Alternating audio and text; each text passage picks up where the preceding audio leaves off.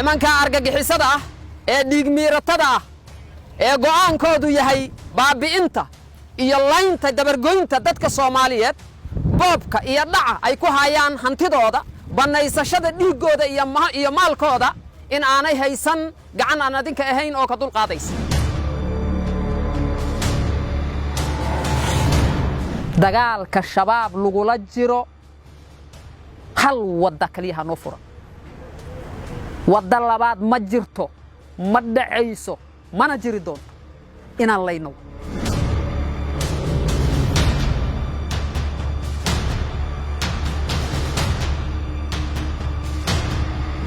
meel aan uga haraynana ma jirto waa jabeen oo meelihii ugu dhadhaway waa ka jabeene xooga xaaladooda hadda qatartoodu saa'id ma ahaan iska joognana ma jirto markaan waa dhameystirayna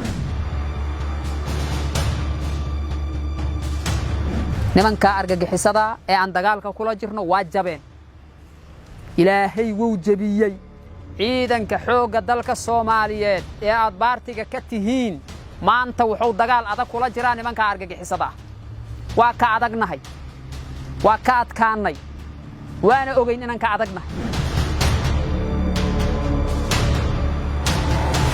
waxaan u dhaaranay inaan ilaalino qarankeena waxaan u dhaaranay difaaca dalkeena dadkeena iyo diinteena waxaan u dhaaranay ilaalinta sharafka iyo karaamada muwaadiniinta Soomaaliyeed waxaan u dhaaranay xaqeejinta amnigooda iyo badqabkooda dhammaan waxyaabahaas oo dhan marka waa mas'uuliyadna saaran